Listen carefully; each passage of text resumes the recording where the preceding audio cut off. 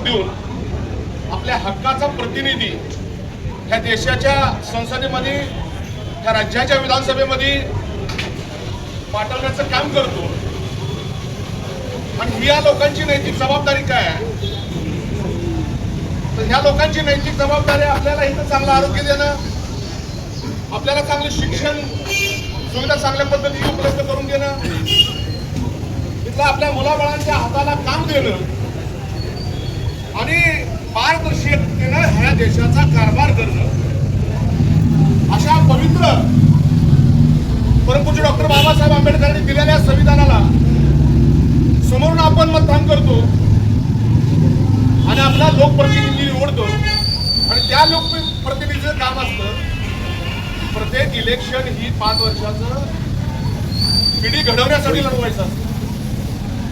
पण दुर्दैवानं ज्या लोकांना मुलं बाळ नाहीत, ज्यांना ज्यांच्या बायका पोरांचा इतिहास माहित नाही बायकांचा, अशी लोक ह्या देशाच्या खुर्चीवर बसलेली. आणि म्हणून आज ह्या सर्व्हिसला मागायला गेलेल्या मुलांना तुम्ही आता मध्ये म्हणता उत्तर प्रदेशमध्ये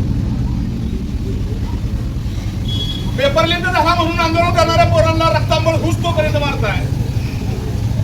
आणि विदेशात गेल्यानंतर ही मोदी सांगतायत की जगाला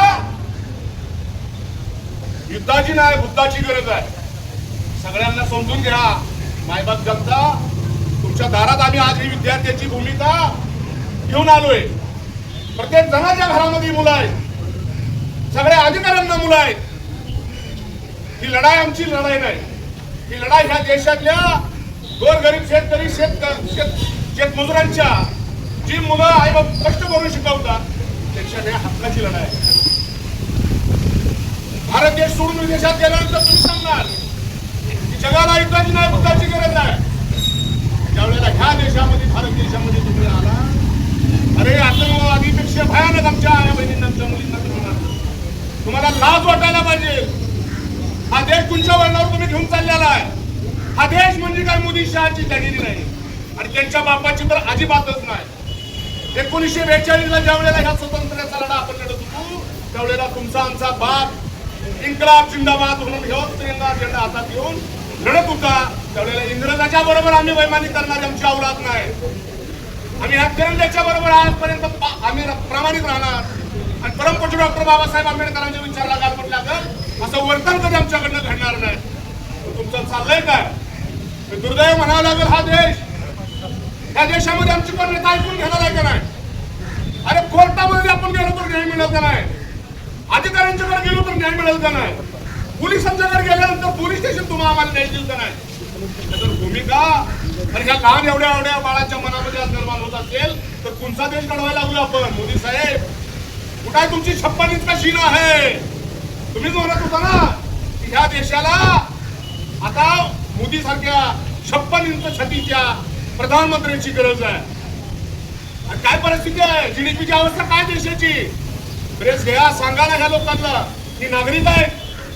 या देशाचा दळभद्री, देशाच्या इतिहासात कधी न पाहिलेला प्रधानमंत्री आज दुर्दैवानं तुम्हाला आम्हाला बघायला मित्र. पहिल्यांदा भांडणं लावली हिंदू मुस्लिम मध्ये, ही समजून घ्या.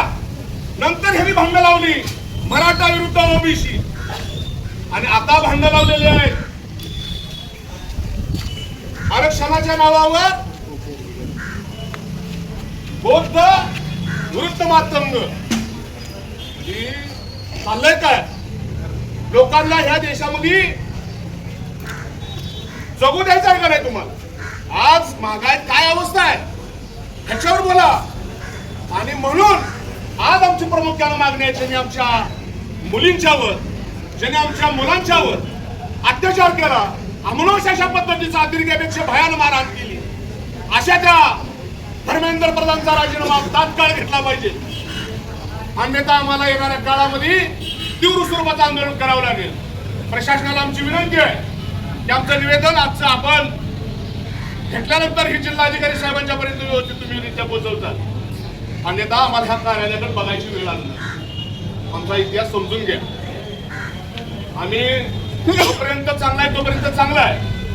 या देशात भगतसिंग नावाचा सुद्धा एक देशभक्त होऊन गेला आणि म्हणून तुम्हाला आम्हाला जरी परमपूज्य डॉक्टर बाबासाहेब आंबेडकरांनी आम्हाला जरी बुद्ध दिला असला, बुद्धाचा मार्ग आम्हाला बाबासाहेबांनी सांगितला असला आणि बाबासाहेबांच्या आम्ही ऐकण्याला जर आम्ही बुद्ध स्वीकारला असला आणि आम्ही जर किंवा बुद्ध मानत असला, तरी आमच्या डोक्यातला आजपर्यंत भगतसिंग अजून शांत झालेला नाही। याचं पोलीस प्रशासनानं, या प्रशासनाला माझी विनंती आहे की ही गांभीर्यपूर्वक तुम्ही ही या वेदना आमच्या समजून घ्या।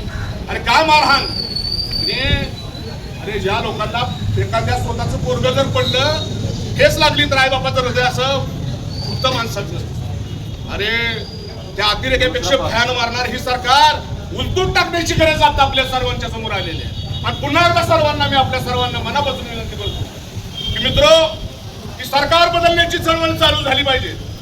जशी ह्या देशामध्ये इंग्रजांची सत्ता आपण परतून लावण्यात यशस्वी झालो, तशी ह्या मोदी आणि शहाची सरकार आता आपल्याला परतून लावण्याची चळवळ येणाऱ्या काळामध्ये तीव्र स्वरूपात आपल्याला करावं लागेल। आणि आज खऱ्या अर्थाने हे आंदोलन करत असताना मसवडमधल्या तमाम नागरिकांनी, मसवडमधल्या सर्व व्यापाऱ्यांनी मोठ्या संख्येनं आज बंद करून, संख्या जरी इथं आपल्याला तुम्हाला कमी दिसत असली, तर ज्या माणसांनी बंद केलेलं आहे त्यांनी उत्स्फूर्तपणे आपल्या सर्वांच्या आंदोलनाला मनापासून पाठिंबा दिलेला आहे, लक्षात घ्या।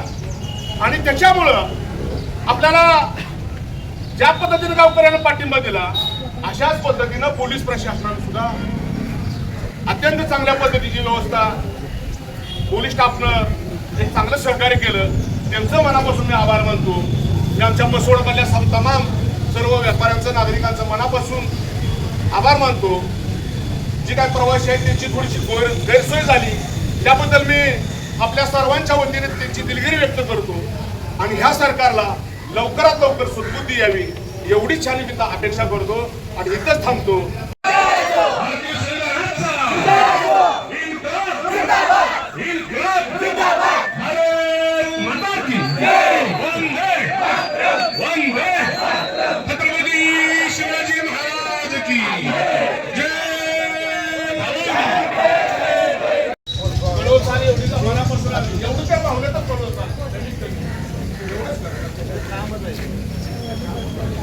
सगळं गाव बंद आहे।